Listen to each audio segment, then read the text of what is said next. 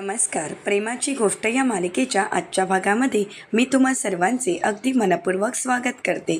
आजच्या भागामध्ये आपल्याला पाहायला मिळतं आता सागर आणि घरातील सर्वच जण सावनीच्या वागण्याचा विचार करत असतात. सागर म्हणतो, मला वाटलंच होतं ही बाई या थराला जाऊन वागणारच. मुक्ता व आपल्या घरात चालू असणाऱ्या गोष्टी हिला कशा कळाल्यात? मुक्ता म्हणते, खरं तर तिला कळालं नसेल, परंतु लकी पुढे काय वागणार याचा अंदाज तिने घेतला असेल आणि म्हणूनच त्याप्रमाणे ती वागली असेल. तर सागर म्हणतो, खरंच ती कधी बदलणार नाही आणि मला माहीत आहे हे सगळं काही तिचं कारस्थान नाही. तर इंद्राताई म्हणतात, मुक्ता तुझ्यापेक्षा आम्ही तिला ओळखतो. ती सावनी काय करू शकते याचा अंदाजही कोणाला येऊ शकत नाही. तर सागर म्हणतो, हो एव्हाना तर तिने मीडियाला बोलावलंही असेल. तर त्याचवेळी तिथे आता आदित्य येतो आणि विचारू लागतो, पप्पा अहो मम्मा कुठे गेली आहे? कालपासून मला ती कुठेच दिसली नाही आहे. कुठे गेली आहे का बाहेर? आता मात्र सर्वच जण शांत होतात. तर आदित्य मुक्ताला विचारतो, मुक्ता आंटी अगं माझी मम्मा कुठे आहे? परंतु मुक्ताही काही बोलत नाही आणि म्हणूनच आदित्य, स्वाती, इंद्राताई सर्वांना विचारतो, परंतु कोणी काहीच बोलत नसतं. आता मुक्ता म्हणू लागते, मला असं वाटत आहे की आपण सत्य आदित्यला सांगावं, कारण हळूहळू का होईना परंतु आदित्यला आता सगळं काही कळायला हवं आणि म्हणूनच आपण सत्य आदित्यला सांगावं. तर सागर म्हणतो, हो ठीक आहे. आता मुक्ता आदित्यला काही सांगणार, परंतु त्याचवेळी आता बाहेर खूप लोकांचा आवाज येऊ लागतो. प्रत्येकजण सागरचं नाव घेत असतात आणि म्हणूनच स्वाती जाऊन बाहेर पाहते तर मीडियाची माणसं आलेली असतात. स्वाती दरवाजा उघडताच मीडियाची सगळी माणसं स्वातीला बाजूला करत घरामध्ये येतात. तर आता सागर विचारतो, स्वाती हे काय आहे? तर स्वाती म्हणते, भाई अरे सर्वजण घरातच घुसले आहेत, मी काहीच करू शकले नाही. तर सागर म्हणतो, बरं ठीक आहे. आता सागर मीडियाच्या माणसांना म्हणतो, तुम्हाला इथे कोणी बोलावलं आहे? आम्ही कोणीच तुम्हाला बोलावलं नाही. तर मीडियाची माणसं सागरला म्हणतात, सर आम्हाला इथे कोणीतरी बोलावलं आणि म्हणूनच तर आम्ही आलो आहोत. तर सागर विचारतो, कोणी बोलावलं आहे? तर आता मीडियाची माणसं सागरला म्हणतात, सावनी मॅम. आता मात्र इंद्राताई, मुक्ता, सागर सर्वांनाच धक्का बसतो. तर सागर म्हणतो, सावनी मॅम. तर आता सागर काही बोलणार तर मुक्ता अगोदर सागरला शांत करते आणि आदित्य असल्याची जाणीव करून देते. तर आता सागर स्वातीला म्हणतो की आदित्यला आतमध्ये घेऊन जा. तर आदित्य आतमध्ये निघून जाताच सागर मीडियाच्या माणसांना उत्तर देत म्हणतो, हे बघा सावनी आणि या घराचा काहीही संबंध नाही. सावनी आणि कोळी कुटुंब हे वेगळे आहेत आणि यापुढे त्यांचा कधीही संबंध येणार नाही. आणि जर तुम्हाला सावनी मॅमनी बोलवलं असेल तर तुम्ही सावनी मॅमला जाऊन विचारू शकता, परंतु इथे येण्याची तसदी घेऊ नका, कारण इथे येऊन त्याचा काहीच उपयोग होणार नाही. कारण आम्ही तुम्हाला बोलावलं नाही आणि आमच्या घरामध्ये असं काही घडलंही नाही की जे तुम्हाला आम्ही सांगावंसं. त्यामुळे प्लीज तुम्ही आलात तरी चालेल, तुम्ही जा आणि सावनी मॅमना भेटा आणि तिथेच तुम्ही तिच्याशी बोलू शकता. परंतु इथे सावनी मॅम तुम्हाला यापुढे कधीही मिळू शकत नाहीत. त्यामुळे मी तुम्हाला हात जोडून विनंती करत आहे की प्लीज तुम्ही इथून निघून जा. तर आता मीडियाची माणसं सागरच्या बोलण्यावरून निघून जात असतात, परंतु ज्यावेळी ती मागे वळतात त्यावेळी मात्र तिथे सावनीची एंट्री झालेली असते. आता सावनीला पाहताच घरातील सर्वांनाच धक्का बसतो. तर सावनी पुढे येते. सागर विचारतो, हा काय प्रकार आहे? परंतु मुक्ता सागरला शांत करते. तर सावनी नाटक करत म्हणते, हा काही प्रकार नाही, तर ही सत्य परिस्थिती आहे. असं म्हणत सावनी म्हणते, मी खरंच तुम्हा सर्व कोळी कुटुंबाची अगदी मनापासून माफी मागत आहे. प्लीज तुम्ही सर्वांनीच मला माफ करा. आज मी तुमच्यासमोर आली आहे कारण मी आत्तापर्यंत केलेल्या पापांचा पाढा मला सर्वांसमोर वाचायचा आहे. असं म्हटलं जातं की जिथे सुरू होतं तिथेच सगळं काही संपवायचं असतं आणि तसंच तर आता मला सगळं काही इथेच संपवायचं आहे. माझ्यातून खूप चुका झाल्यात, परंतु त्या चुकांचं प्रायश्चित्त मला आता घ्यायचं आहे. मला या सगळ्यातून बाहेर पडायचं आहे. मला माफ करा. तर आता मात्र कोणी काहीच बोलत नसतं. तर आता सावनी मीडियाच्या समोर नाटक करत मुक्ताचे पाय पकडते आणि म्हणू लागते, मुक्ता तू तरी मला माफ करशील ना? मुक्ता मला एकदा माफ कर, एकदा संधी दे. संपूर्ण कोळी कुटुंबाला मी विनंती करत आहे की मला एकदा संधी द्या. त्या संधीचं मी नक्कीच सोनं करेन. मी तुम्हाला कोणालाही त्रास देणार नाही. आत्तापर्यंत मी खूप त्रास देण्याचा प्रयत्न केला, परंतु आत्ता तसं होणार नाही. मुक्ता मला माझ्या आयुष्याची नवीन सुरुवात करायची आहे. त्यासाठी मला तुमची गरज आहे. तुम्ही जर मला माफ केलात तरच कुठेतरी पुढे जाऊन मी माझ्या नवीन आयुष्याला सुरुवात करू शकते. मुक्ता ही सावनीला बाजूला करते आणि म्हणते, प्लीज माझे पाय धरू नका. तर आता सावनी नाटक करत सागरला म्हणते, सागर अरे तू तरी मला माफ करशील ना. मला माहीत आहे की माझ्यातून खूप काही चुका घडल्या आहेत. तू मला प्रत्येक वेळी संधी दिलीस, परंतु आत्तापर्यंत त्या संधीचा फायदा करून कधीच मला घेता आला नाही. कधीच मी तुला समजून घेतलं नाही. अरे एक नाही तर 2 वेळा तू मला संधी दिलीस. एकदा आदित्यच्या वेळी तर एकदा सईच्या वेळी. परंतु आपल्या नात्याचं महत्त्व मला कधीच कळालं नाही. मी तर या पैशांच्या मागे वाहवत गेली होती. परंतु सागर, आता मी अगदी मनापासून तुझी माफी मागत आहे. अगदी मनापासून. आता मात्र सागरही काहीच बोलत नाही. तर आता सावनी हात जोडते आणि सागरच्या समोर उभी असते. तर सागर मीडियाच्या माणसांना म्हणतो, या माफी मागणार होत्या आणि ते माफी मागूनही आले आहेत. त्यामुळे तुम्ही आलात तरी चालेल, असं म्हणत मीडियाच्या सर्व माणसांना तिथून जायला सांगतो. आता मीडियाची सर्व माणसं तिथून निघून जाताच सागर सावनीला विचारतो, हा काय प्रकार आहे? तू कितीही बदलण्याचा प्रयत्न केलास तरी तू बदलू शकणार नाहीस. आज तू तुझ्यामध्ये बदल केलास. आज कपडे चेंज झाले आहेत, तुझं राहणीमान चेंज झाले आहेत, परंतु तुझा स्वभाव कधीही बदलणार नाही. तू स्वतःमध्ये कितीही बदल करण्याचा प्रयत्न केलास तरी तुझ्या स्वभावाचं काय करणार आहेस? त्याच्यावर तर काहीच औषध नाही. कारण माणसात कितीही बदल झाला तरी तो स्वभाव तसाच राहतो आणि मुळात तू माणूस म्हणूनच चुकीची आहेस. त्यामुळे तुझ्यात कधी बदल होईल असं शक्यच नाही. आता सावनी ही रडण्याचं नाटक करत असते. सागर खूप चिडलेला असतो. मुक्ता ही सागरला शांत करत असते.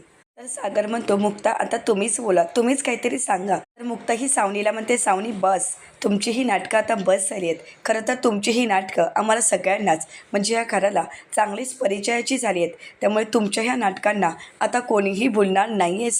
सावनी, आत्तापर्यंत तुम्ही खूप नाटकं केली आणि आत्ताही तेच करत आहात. प्रत्येक गोष्टीला मर्यादा असते सावनी, परंतु तुमच्या वागण्याला कधीच मर्यादा आलीच नाही. तुमचं वागणं हे मर्यादेपलीकडेच आहे. आत्तापर्यंत तुम्ही जे काही वागला आहात त्याची मर्यादा तुम्ही ओलांडली आहे. आत्तापर्यंत या घराने तुम्हाला प्रत्येक वेळी माफ केलं, प्रत्येक वेळी संधी दिली, परंतु त्या प्रत्येक संधीचा आणि प्रत्येक गोष्टीचा तुम्ही गैरफायदा घेतला. त्यामुळे यापुढे या घरातील कुठल्याही व्यक्तीचा तुमच्यावर विश्वास नाही. तुम्ही कितीही काही प्रयत्न केला तरीसुद्धा कोणाचाही त्या गोष्टीवर विश्वास नाही. त्यामुळे सावनी प्लीज, मी तुमच्यासमोर हात जोडून विनंती करते, प्लीज इथून निघून जा आणि पुन्हा पुन्हा आम्हाला त्रास नका देऊ. आत्तापर्यंत तुम्ही खूप त्रास दिला आहे आणि तो सहन करण्याच्या पलीकडचा आहे.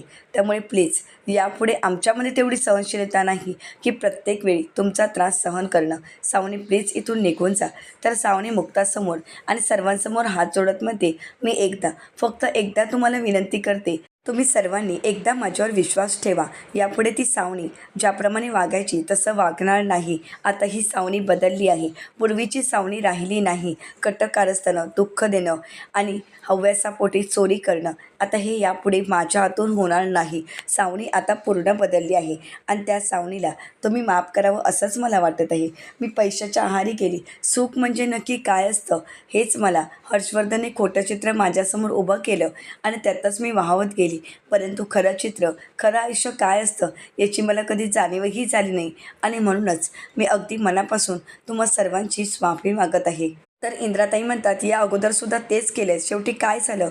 तर सावनी म्हणते की हो, त्यावेळी मी खोटं बोलली होती, आदित्यचं कारण दिलं होतं, परंतु यापुढे मी आदित्यचं कारण देऊन या घरामध्ये राहणार नाही. आदित्यचं कारण पुढे करून कटक कारस्थानं करणार नाही. जे काही जीवन जगायचं आहे ते जगेन, अगदी तुम्ही सांगाल तसं जगेन. सागरची आई, अहो तुम्ही जे जेवण द्याल ते मी जेवेन. ज्या कोपऱ्यात तुम्ही राहायला सांगाल तिथे मी राहीन, परंतु मला एकटं पाडू नका. कारण आता मी खरंच एकटी पडली आहे. ना माझ्याजवळ काही पैसा, ना माझ्याजवळ माणसं आणि ना माझ्याजवळ स्वतःचं घर, अशी माझी अवस्था झाली आहे. आणि म्हणूनच मी तुम्हा सगळ्यांना हात जोडून विनंती करते की फक्त एकदा मला माफ करा. असं म्हणत सावनी खूप रडत असते. सावनी सर्वांसमोर हात जोडत म्हणते, मी शेवटची तुमची माफी मागत आहे, एकदा मला माफ करा.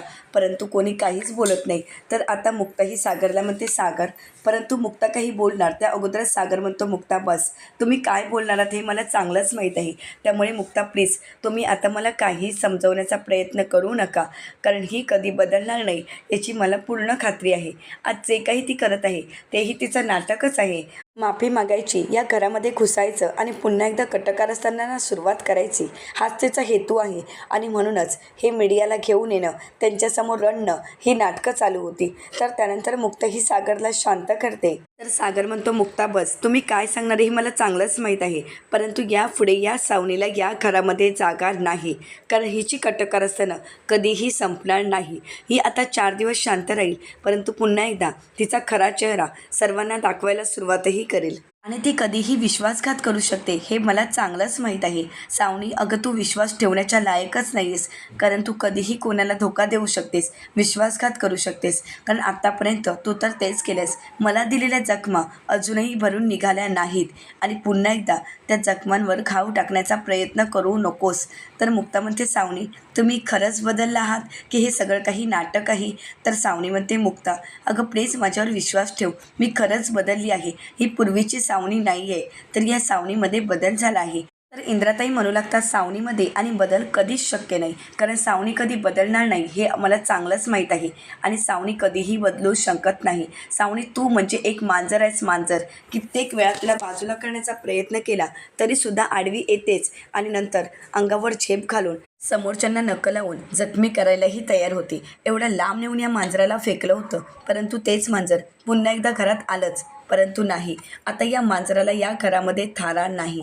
तर सावनी म्हणते, मी खरंच तुमची माफी मागत आहे. सागरची आई, स्वातीताई, तुम्हा सगळ्यांची अगदी मी मनापासून माफी मागत आहे. मला एकदा संधी द्या, एकदा फक्त संधी द्या. त्या संधीचं मी नक्कीच सोनं करेन. मी तुम्हा कोणालाही त्रास देणार नाही. तर इंद्राताई म्हणतात, बस कर तुझं, तुझी ही कारस्थानं आम्हाला अगदी चांगलीच माहीत आहेत. तर सावनी म्हणते, हे कारस्थान नाही तर अगदी मनापासून मी तुम्हा सर्वांची माफी मागत आहे. तुम्ही मला एकदा माफ करा. तुम्ही जोपर्यंत मला माफ करत नाही तोपर्यंत मी इथून कुठेही निघून जाणार नाही. आता मात्र घरातील सर्वांनाच धक्का बसतो. सावनी म्हणते, मला माहीत आहे तुम्ही मला माफ करणार नाही, कारण माझे गुन्हेच तेवढे आहेत. परंतु जोपर्यंत तुम्ही मला माफ करणार नाही तोपर्यंत मी खालीच थांबणार आहे, कुठेही जाणार नाही. असं म्हणत सावनी रडण्याचं नाटक करते आणि तिथून खाली थांबण्यासाठी निघून जाते. तर दुसरीकडे पाहायला मिळतं, सर्वजण विचार करत असतात की काय करावं, परंतु कोणाला काहीच कळत नसतं. आता त्याचवेळी सई आणि आदित्य खेळून येतात.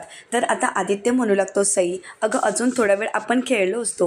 तर सई म्हणते, नाही दादा, अरे माझा अभ्यास भरपूर आहे आणि होमवर्क मला कंप्लीट करायचं आहे. तर आदित्य म्हणतो, बरं ठीक आहे. तर आता इंद्राताई मुक्ताला विचारतात, मुक्ता आदित्यने सावनीला तर पाहिलं नसेल ना? तर आता मात्र मुक्ताला भीती वाटत असते आणि म्हणूनच मुक्ता ही आदित्याला म्हणते, काय मग खेळून दमला असालच ना, मग तुमच्यासाठी काही चीज पराठा वगैरे बनवू का? तर आदित्य खुश होतो आणि म्हणतो, चीज पराठा? खरंच मुक्ता आंटी, परंतु चीज पराठा तुम्ही बनवणार आहात की मम्मा?